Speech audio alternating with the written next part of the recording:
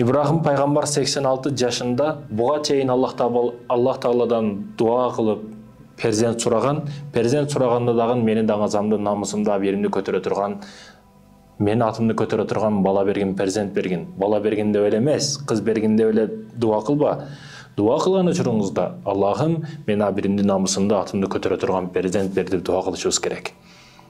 Бала бер деп эмес. Бала кээде бале болушу мүмкүн, проблема болушу мүмкүн. Түшкөн бул баладан баарынан жогу жакшы деп калышы мүмкүн толук түрдө. Ошондуктан бала сураган учурда атымды, затымды, өзүмдү көтөрө турган бала бер деп дуа кылышыбыз керек экен. Ибрахим пайгамбар дуа кылып Исмаил деген уулду болот. Атын Исмаил коюп 86 жашында балалуу болгон болсо, 100 жашка толгон учурда, эми баягы бала эми өзүн эптеп калган учурда, эки жака чуркап калган учурда, баланын көзгө көрүнүп калган учурда атага үчүн өзгөчө бир кубаныч болот го бул. Бир жумушту кылайын десе, бала өзүнүн баласы жумушун колунан алып калган болсо, бир өзгөчө кылыктарына сүйүнүп калган учур болот да. Ата өзгөчө сүйүнөт. Баланын кылыктарына эле сүйүнүп калган учуру болот да. Атасы 100 жашта Ибрахим пайгамбар, баласы 14-15 толуп калган болсо, ошол учурда Аллах Таала буларды экзамен кылып, сыноо кылып сынайт да. Сыноо биздин көзүбүзгө жаман көрүнүшү мүмкүн. Албетте биздин алдыбызга келип жаткан сыноолор өтө айбаттуу, жаман көрүнүшү мүмкүн, бирок биз үчүн ал жакшы. Аллах Таала кээ бир сыноолор менен сындырат бизди, бирок ошол сыноонун аркасынан биздин даражабызды көтөрөт, абийибизди көтөрөт. Урматтуу мусулман бир туугандарым. Ооба, урматтуу мекендешим, Ибрахим пайгамбар түш көрдү. Пайгамбарлардын түшүнө шайтан кире албайт. Пайгамбарлардын түшү жалган дагы болбойт. Ибрахим пайгамбар түш көрдү. Түшүндө курмандыкка чалды баласын Исмаилды. Эми элестетсеңиз, өзүңүздүн балаңыз, көзөрүңүздүн кубанычы, ошондой бала 86 жыл дегенде араң тапкан баласын курмандыкка чалды атат, дейм Аллах Таала. Приказ, буйрук аткарыш керек. Аллах Таала сынап атат да. Ибрахим пайгамбар Исмаил пайгамбарды, Исмаилды баласын алат да: "Уулум, мен сени курмандыкка чалып жатыптырмын түшүмдө. Курмандыкка чалып жатыпмын түшүмдө. Ошого эмне дейсиң? Мамилеңди, сөзүңдү, өзүңдү, оюңду билдир" дегени да бул. Балакайым, балажаным, өзүңдү, оюң, маселеңди билдир деген учурда "Я готов, мен даярмын" башка дебестен Исмаил баласы: "Атасым, атажаным, атакем,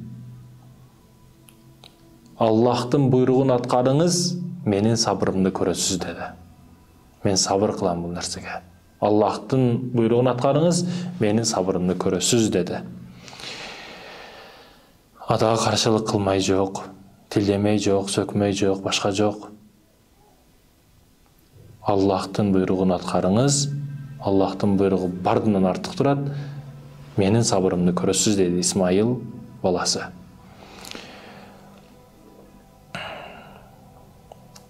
Ибрахим пайгамбар, урматтуу мекендештерим, минага алып бара жаткан учурда баласын шайтан ортого түшөт, азгырышты баштайт. Пайгамбарга келет Ибрахимга: "Балаңды соесуңбу? Курмандыкка чаласыңбы? Арзуган түшүңө алданба?" Эми ич күйүп атат да. Баягы ичиндеги бардык жамандык сезимдер козголуп атат. Себеби Кудай Таала сажда кылгын деген учурда сажда кылбастыктын айынан, бир эле сажда кылбаштыктын айынан ал шайтан болуп кетти. Эми бул жерде Аллах Таала балаңды курмандыкка чалып атат. Бул шайтан үчүн күйүп бүткөн азап да. Ошону сыноону бузайын деп Ибрахим пайгамбарга келип: "Арзыбаган түшүңө алданбагын. 86 жыл деген араң тапкан балаңды курмандыкка чаласыңбы? Кой антпегин" деп азгырышты баштайт. Азгырган учурда Ибрахим пайгамбар: "Жок. Аллахтын буйругу баарынан артык" деп шайтан Аллаху акбар деп шайтанга, Алланын алатынан калган шайтан деп таштатат жети жолу. Андан кийин урматтуу мекендешим, бул шайтан үмүтүн үзбөйт. Шайтан үмітін үзбейді да, қарасаңыз. Анан сіз мұсылман болып, момын пенде болып тұрып, қанты үмітіңізді үзіп қаласыз, білбеймін. Мақсатыңызды қарата, әрекетіңізді қарата. Бұл үмітін үзбейді дағы Хажар енемізге келеді. Ибрахим пайғамбардың аялы Хажар енемізге келеді. Хажар енемізге келіп, о Хажар, балаңды мені қалып кетті, құрманды қалып кетті. Bir қошқор алып кеткен жоқ, қой алып кеткен жоқ, жылқы төө алып кеткен жоқ. Балаңды алып кетті, кейіндіріп алып. Балаңды құрманды қашалады, сояды балаңды. Араң тапқан балаң болса, барбайсың ба? Аны арзыбаған түшігі алдан отады пайғамбар, бұл Ибрахим. Барғын, қайтарғын, балаңды алып келген деген учурда дағын Хажар енеміз айтқан сөзін қарасаңыз, менің балама атасынан да мейірімдірек болып қалдың ба дейді. Қачаннан бері атасынан да мейірімді болып қалдың балама деп шайтанға Алланың алатына қалған шайтан деп аны қуады. Урматтуу мекендешим, бұл шайтан үмітін үзбестен дағы Исмайылдың баласын алдаға келеді. Атаң сені өлтіреді, атаң сені сояды, атаң сені құрманды қашалады. Қашып кеткен, таштап кеткен, алдап кеткен, жоқ деген, жаш өмірің 10 гүлден 1 гүлің ашылды элек, көп нәрсені көрелексің, жашаудан қошайтышып кете бересің бе? Алланың алатына қалған шайтан, атамдан да, қашандан бері атамдан да сүйкімді, күйімді болып қалдың маға деп, аны ошол жерден қуады. О, урматтуу мекендешим, бұл таш атуулар, таштар менен қуғаннан кейін, ошол таш атуу, ажикелер өз таш атышат, шайтанға алат қалған душмандықты билдирүү максатында. Аузубиллахи минеш шайтанир ражим деп биз да азыр айтабыз. Негизги маселе ошол таш атуу. Ибрахим, Хажар, Исмайыл пайғамбарлардың жана енебизден қалған маселеде. Бұл урматтуу мекендешим тарих китептеринде келет, албетте Куранда жок.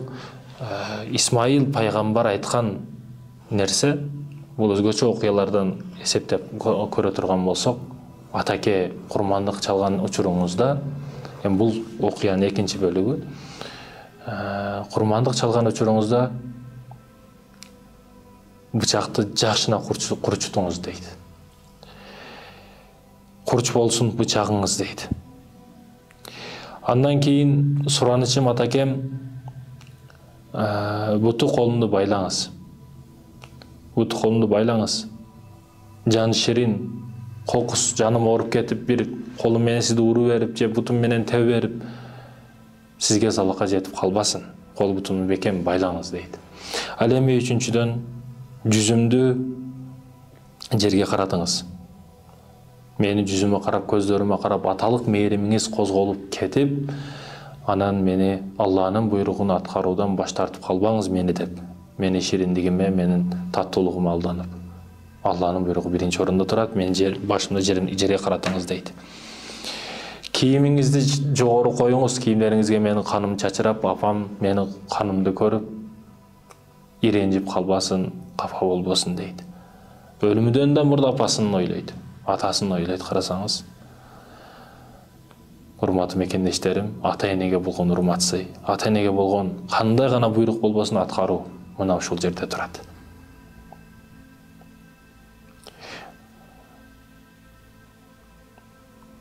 Кадимкиде Ибрахим пайгамбар келип баласын кой жаткызгандай кылып, койду жаткызгандай кылып, кошкор жаткызгандай кылып жаткызып, бычак эми ушунчалык курчта. Курмандыкка чалайын деп бычак тарткан учурда бычак кеспейт. 2-3 толу тартат, бирок кеспейт. Ачуусу келип жанындагы ташты урганда таш кесилип кетет. Бычак ушунчалык курч эле дейт, абаны дагы кесе турган даражада. Бирок пайгамбардын, Исмайыл пайгамбардын мойнуна өтпөйт. Исмайылдын мойнуна өтпөйт. Бул Исмайыл баласы ага чейин айткан сөз өзгөчө. Курмандык болуудан мурда атаке мени кол бутумду бошотуңуз дейт. Эмнеге өзүң айттың го балам, бут колду байла деп, бекемирээк байла деп. Атаке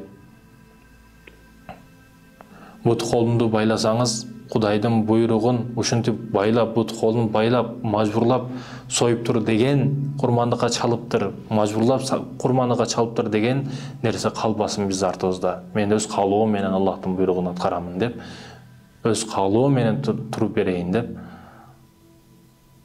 Исмайыл туруп берет экен. Урматтуу мекендештерим, Мына Аллах Таалага берилгендик. Адамзаттын тарыхында бунчалык Аллахка берилгендик болгон эмес. Ошондуктан да азыр Ибрахим пайгамбар, Исмаил пайгамбар десе окуяларын, хикаяларын салаваттарды айтабыз. Ар дайым эсибизде. Урматтуу мекендештерим, Аллах Табарака ва Таала андан кийин бейиштен Жабраил периште менен Жабраил периште аркылуу кочкорду, койду түшүрүп берет, аны курмандыкка чалат. Бүгүн байкеде ким болбосун, кандай соёбуз, кандай кочкорбу, койбу, аркы дагы боло береби дейт. Жок. Сен союп жатканда балаңды союп жатасың да элестет. Ибрахим пайгамбар өз баласын курмандыкка чалууга даяр эле. Курман болууга да баласы даяр эле. Энеси кандай мамиледе болду буларга? Балдан чаттуу баласына даяр эле, өлүмүнө дагы. Хажар энебиз шайтанга кошумча айткан сөзү, эгерде курмандык маселесинде Аллахтын буйругу болсо, менин да курмандыкка чалууга даярмын. Мен дагы курмандык болушка даярмын дейт Хажар энебиз. Албетте, урматтуу мекендештерим, бул окуялар адамзат тарыхындагы бул өткөн окуялар. Биз кээде ойлонуп ойлонбостон сүйлөп, билип билбесен сүйлөп, ардекени сүйлөй беребиз.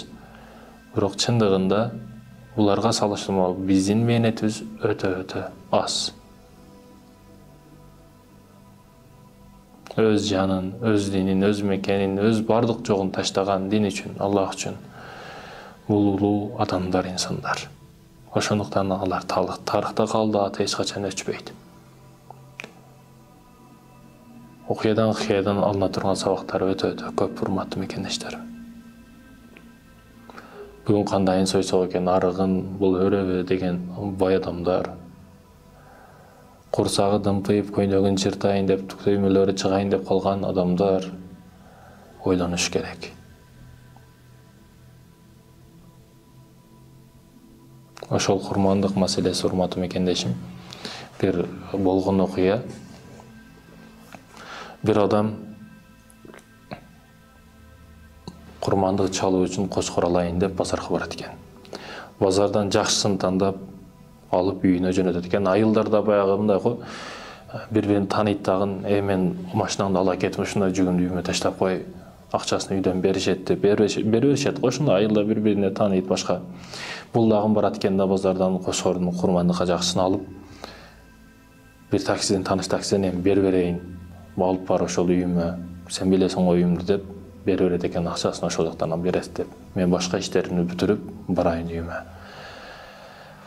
Баягы такси дагы кочкорду алып келип үйүнө, баягы адамдын үйүнө эмес, ошонун жанындагы адашып, жанындагы адамдын муктаж болгон, курмандык колунан келбеген жетим жесирлерди багып жаткан жесир аялдын үйүнө кочкорду таштап кетет. Эми баягы үйдө шан шөкө той болуп кетет да. Бир бай адам кочкорду курмандыкка бизди үйгө таштап кетти экен деп сүйүнүп кубанычын наркы кошунасы карап турат. Кошуна аял карап турат, не болуп атканын.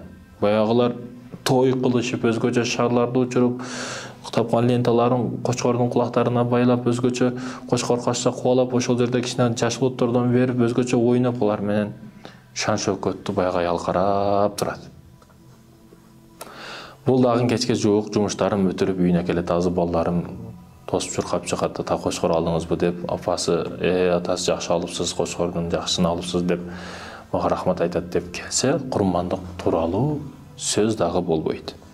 Эч ким суун чыкпайт. Анан койду, кочкорду кайга байладыңар? Кандай кочкор? Мен курмандыкка деп жиберген кочкорумду. Ал аялы билет эле, атасы, мен көрдүм. Кошунабыздын үйүнө таштап кетти. Мындай түстө, мындай размердеги кочкор экен. Ошол сиз жиберген, ооба мен жибергем. Аны кошунабыздан талашпай эле коёйлу. Кошуна болуп кошунабыздын абалын билбей жүрүппүз. Кошуна болуп кошуналык милдетибизди аткарбай жүрүппүз. Бүгүн той болуп кетти кошунабыздын үйүндө. Сиз берген кочкорду адашып, алып келип таштап койду шофер ушул үйгө. Кандай гана керемет, кандай гана кубанычтуу болуп кетти үйүндө. Сиз ошондуктан эртең башкасын алыңыз. Onu hadi ihsan kıldık bularga dеңиз. Allah üçün ihsan kıldı. Жана эртеси күнү базарга барды. Жаңы bir кошкорлайын деп. Барса эми жаңы bir унады келип токтогон, унадан кошкорлор койлор түшө элек. Ушунун сондасын мен кылайын. Биринчи мен баштап берейин деп барып, assalamu алейкум, алейкум ассалам. Мен ушул bir кой албасам болбойт курмандыкка. Сизди Аллахтын өзү мага жеткизди. Мен бүгүн базарга келе жатып bir кырска учурап, өлүп кетейин деп баран калды. Өзүм да, өзгөлөр да, жана жаныбарларым да өлүп кетиши мүмкүн эле. Кырсыктан сакталгандыгым үчүн Аллахтын ортого коюп, Аллахтын аты менен bir койду, кошкорду курмандыкка атап койгон элем. Биринчи келген кадарга бекер беремин деген элем. Мына ошол бактылуу кардары сиз экенсиз, мына тандаңыз, каалаган сизге бекерге бирөөсүн беремин дейт. Ошентип алып ал курмандыкка чалат. Урматтуу мекендешим, мусулман бир тууганым, албетте кайтат. Жакшылык сөзсүз түрдө кайтат. Бул улуу күндөрдө кылып жаткан жакшылыгыңыз сөзсүз түрдө кайтат. Курмандык чалган учурда этин 3 бөлүккө бөлөсүз. Bir бөлүгүн албетте өзүңүзгө, өзүңүз дагы жешиңиз керек. Ооз тийишиңиз керек. Экинчи бөлүгүн дос жар кону кошуна чакырып, урмат сый кылып сыйлайсыз. Ал эми үчүнчү бөлүгүн өзүңүз билген гарип, мискин, факыр, кедей, кембагалга алып барып бересиз. Майрамыңыз куттуу болсун. Жана да майрам экендигин балдарыңыз билиш керек бул күндө. Чындап ушул күнү жаңы жылга 1 ай даярданасыз. Ошол күнү паркка алып барасыз, ошол күнү ойнотосуз балдарыңызды. Балаңызга ошол майрам экендиги калыптанып калат. Себеби үйдү безетесиз, үйүңүздү ойнотосуз, үйүңүздү жаңы жыл деп кылбаган бардыгын кыласыз да. Бул күн үчүн дагы ошондой шан шөкөттү көтөрүшүңүз керек. Балдарыңыздын мээсине ошол майрам деген түшүнүк кириш керек. Жана да алардын балдардан кийин ушул күндү майрамдай турган болуш керек. Ал күнү тоого алып чыгыңыз, балдарыңызды парктарга алып барыңыз, ойнотуңуз, күлдүрүңүз. Өзгөчө bir майрамдыкты, шөкөттү тартуулаңыз балаңызга, кыздарыңызга. Курман айт, майрамы мубарак болсун. Аллах табарак ва таала ден соолукта кылсын. Бардыгыңыздарды Аллахым ак жолдон адаштырбасын, жамандарга жанаштырбасын, өзү колдоп, өзү коргоп, өзү сактап, өзү даражаңыздарды көтөрсүн. Ассаламу алейкум ва рахматуллахи ва баракатух.